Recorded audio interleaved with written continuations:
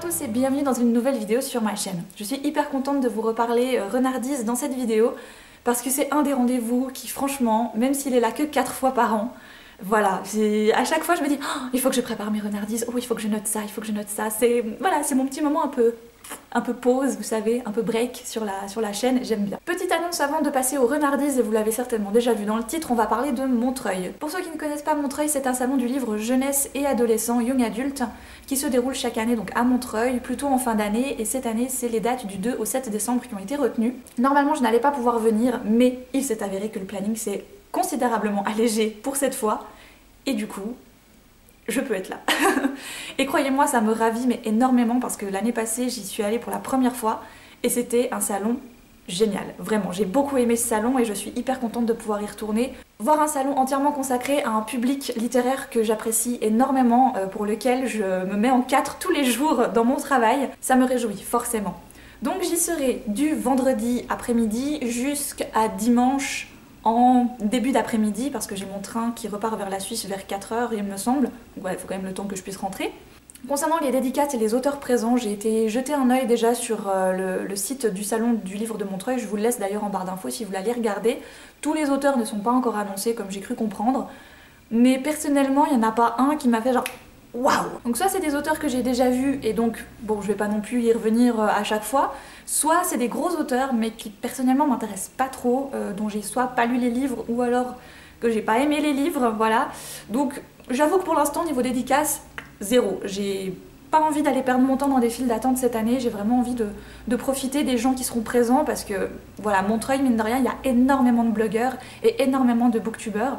Donc c'est l'occasion de revoir un petit peu les copains, mais également de croiser des gens qu'on n'a jamais l'occasion de croiser ailleurs. Donc voilà, franchement, je vais profiter. N'hésitez pas d'ailleurs, si vous me croisez dans les allées, à venir me dire bonjour. Ça me fait toujours mais énormément plaisir de parler avec vous. Vous pouvez pas savoir à quel point. Des fois on est un petit peu gêné, des fois on sait pas trop quoi dire. Mais il y a toujours un moment où la glace se brise un peu parce qu'on a la même passion commune pour les livres.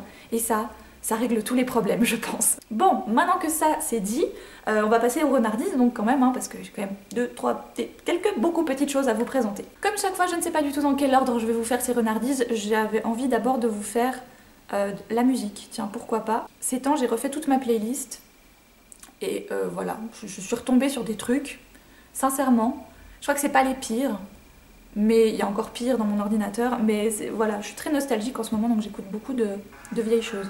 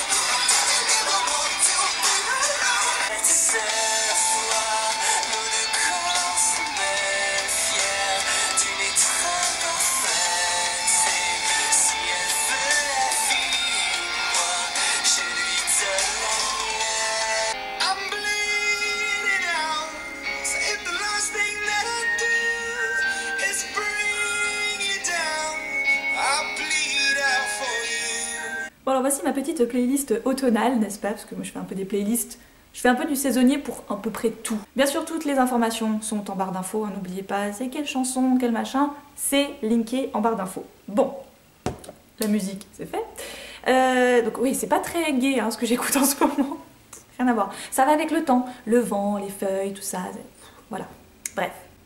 Niveau série, tiens, voilà, on va parler un peu de série. Qu'est-ce que je regarde en ce moment? J'ai recommencé Gilmore Girls, tiens. Des années que j'avais pas regardé Gilmore Girls, je crois que j'ai jamais fini la série d'ailleurs. Voilà, c'est très bien, bravo Margot. Mais pour moi, c'est une série qui va typiquement trop bien avec l'automne. Voilà, alors déjà rien que le générique, tu sais, il est un peu orange-rouge comme ça. Je trouve que c'est parfait. Donc là, je suis en train de regarder la première saison, de re-regarder la première saison. J'ai commencé Teen Wolf aussi. Que voilà, j'étais un peu beaucoup sceptique en fait à la base. Et une de mes collègues m'a dit « Non mais c'est génial, tu verras, c'est trop cool !» Alors que je me disais, mais c'est pas trop du genre à regarder ça, elle, normalement, non. Donc si elle me dit ça, c'est que ça doit quand même être assez sympa.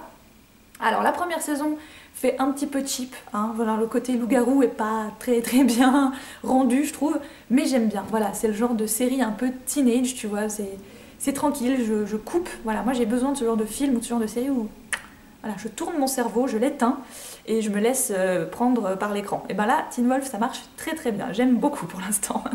Donc même si c'est pas encore Noël, je bois énormément de thé de Noël, voilà, oui. Alors pour moi le thé de Noël, c'est quelque chose que tu peux boire toute l'année, même si c'est pas Noël. Voilà, donc mon petit préféré quand même, et ça je serais incapable de vous dire où le trouver chez vous, c'est le thé de Noël du comptoir d'été à Fribourg, donc c'est la boutique de thé dans laquelle je me rends dans ma ville, qui est juste... Voilà, c'est Noël en poudre quoi, en effet. Oh mon dieu, cette odeur est juste... je pourrais me shooter avec ça, j'adore. J'adore ce thé, voilà. Et sinon, c'est celui-ci, Noël en Alsace, du thé des bourgeons, celui qu'on trouve à peu près sur tous les marchés de Noël. Donc moi j'en rachète chaque année au marché de Noël de Montreux parce que j'y vais chaque année. Et Noël en Alsace, je l'avais pris l'année passée, ou il y a 2 ans déjà. Non, l'année passée. Parce que j'adore l'Alsace. Voilà, je crois que c'est une de mes régions de France préférées au monde. Non, de France, pas au monde. Thé bourgeon, si vous avez l'occasion d'en trouver sur les stands des marchés de Noël, en général on en trouve parce qu'ils sont assez présents. J'adore leur thé. Voilà, j'en ai plein d'autres de sachets comme ça parce que je les trouve divins. Et j'ai remarqué que je vous parlais énormément de thé en général dans ces vidéos, mais je ne vous présentais jamais le contenant, hein, dans quoi je mets le thé. Oui, dans une tasse, vous en doutez un petit peu, mais ma tasse que j'utilise énormément en ce moment, c'est la tasse que Moody m'a offert pour mon anniversaire. Donc c'est cette très grande tasse Think Happy and Be Happy. Je la trouve trop bien déjà parce qu'elle est énorme, donc je peux mettre genre un demi-litre de thé là-dedans, c'est trop bien. Et voilà, j'aime beaucoup la petite phrase dessus parce qu'il faut positiver et que le positif c'est cool. Voilà. Niveau bougie, j'invente rien du tout et je vous représente l'éternel Fireside Treat, donc marshmallow grillé de chez Yankee Candle, parce que c'est juste ma préférée pour le moment, quoi. Voilà, je pourrais, ça aussi, je pourrais me l'injecter, je pense, dans les veines, je le ferai. Ensuite, je vais moi aussi vous parler du magazine Flow. Je crois qu'on a été plusieurs blogueurs et booktubeurs à vous parler de ce magazine, mais c'est vrai que je l'aime énormément. C'est un magazine que j'ai découvert printemps dernier. J'avais pas forcément de quoi vous en parler avant parce que je les trouve, tous les numéros sont hyper sympa, vraiment. Je trouve que c'est un magazine qui est super positif, axé sur le bien-être, sur le sourire, la positive attitude, les nouveaux horizons. C'est plein de bonnes choses, je trouve, c'est plein de positif et ça j'aime beaucoup. Mais dans ce numéro, il y avait particulièrement ça. Alors ceci, c'est un petit cahier 30 jours pour écrire et j'aime énormément le concept parce que par semaine, le cahier va vous donner des petites questions auxquelles il va falloir répondre. Dans le premier jour, par exemple, il fallait décrire qu'ai-je fait aujourd'hui et que vais-je encore faire. Je décris le rôle que je pense jouer dans la vie quotidienne, qui sont actuellement les personnes les plus importantes dans ma vie, qu'est-ce qui me pèse le plus en ce moment. Enfin, c'est vraiment toutes les questions qui vont vous demander de développer un petit peu sur quelques lignes. Et j'aime énormément le principe. Déjà que j'écris beaucoup dans mon journal intime, vous le savez peut-être, ça rajoute un petit quelque chose et je pense que peut-être à faire une fois par année ce genre de petit cahier, ça peut être pas mal. Donc moi j'aime beaucoup pour l'instant, j'en suis au jour 18 aujourd'hui. Donc ça va être que puis-je faire pour terminer les choses du passé qui ne me semblent pas complètement achevées. Voilà, donc ça va être la question du jour à laquelle je vais répondre plus tard. Si vous avez l'occasion de trouver ce magazine quelque part dans vos kiosques, moi personnellement je me suis abonnée directement, c'était beaucoup plus simple, plutôt que de courir après dans les kiosques. N'hésitez pas, essayez-le une fois, mais franchement c'est l'adopter quoi selon moi, parce que depuis que j'ai lu le premier, je m'en suis plus passée. Et on va passer à tout ce qui est visage, cheveux, maquillage que j'utilise en ce moment. Pour la peau, j'ai dû revoir un tout petit peu ma routine parce que ça bourgeonne encore beaucoup, il me semble. J'avais perdu un peu l'habitude d'avoir des boutons et là c'est revenu mais en force cette année, donc bon voilà, je sais pas ce qui se passe. Donc à la base, j'avais acheté l'eau micellaire de chez Bioderma. Bioderma, c'est arrivé il n'y a pas très longtemps dans les magasins que je fréquente dans ma ville en Suisse. Donc je suis hyper contente de les avoir trouvés parce que c'était typiquement le genre de produit que je voyais partout, sur tous les blogs, sur toutes les chaînes. Tout le monde en parlait, genre c'est trop bien Bioderma. Et moi j'étais genre bon bah moi je peux aller mourir parce qu'il n'y en a pas chez moi. Moi je prends la gamme verte parce que c'est pour les peaux mixtes à grasse, donc typiquement mon cas. L'eau micellaire est déjà top du top. Dernièrement j'ai été acheter le gel moussant, enfin le savon sans savon. Donc toujours chez les Verts hein, pour les peaux mixtes à grasse. Et en même temps j'ai pris la crème de jour que je viens de tester, hein, je l'ai mise pour la première fois aujourd'hui. J'adore déjà rien que voyez, le contact, je la trouve géniale. Voilà. Donc après, on verra. Il paraît qu'elle peut faire des miracles. Je crois en toi. Voilà. Alors là, on n'est pas du tout repassé du côté cuisine, on est bien du côté salle de bain toujours, avec du bicarbonate de soude et du vinaigre de cidre. Pourquoi? C'est ma nouvelle routine cheveux. Voilà, je crois qu'à chaque fois que je vous fais des renardises, je vous parle d'une nouvelle routine cheveux, oui, parce que je cherche toujours à m'améliorer au niveau de la routine cheveux. Et puis, dernièrement, j'ai découvert que on pouvait faire le no-poo. Ouais, c'est le pas de shampoing, quoi, en quelque sorte. Donc, j'utilise du bicarbonate de soude que je mélange dans un tout petit peu d'eau. Ça fait une espèce de pâte, à vous de voir la quantité que vous voulez en utiliser, que j'applique sur tout le cuir chevelu. Je masse un petit peu. Alors, c'est désagréable comme sensation, hein, parce qu'on a l'impression d'avoir du sable dans les cheveux. Mais je vous promets ça part. Donc on masse bien. Le bicarbonate de soude va aspirer le gras. Hein, moi je l'utilise comme produit nettoyant pour ma cuisine. Je l'utilise aussi pour mes cheveux. Ça absorbe le gras. On rince bien. Et ensuite je fais un mélange avec du vinaigre de cidre. Vinaigre de cidre, c'est très important. Pas du bête vinaigre de table, hein, du vinaigre de cidre. Que je mélange dans... Donc je mélange 1 déci de vinaigre dans 4 décis d'eau. Donc ça fait une quantité de 5 décis. Bravo pour le calcul, Margot. Je rajoute quelques gouttes d'huiles essentielles de ce que j'ai envie, de ce que j'ai besoin, et je me verse ça sur la tête. Alors faites tellement attention à pas vous en foutre dans les yeux. Une fois, j'ai eu une goutte dans l'œil. J'ai cru que j'allais l'arracher.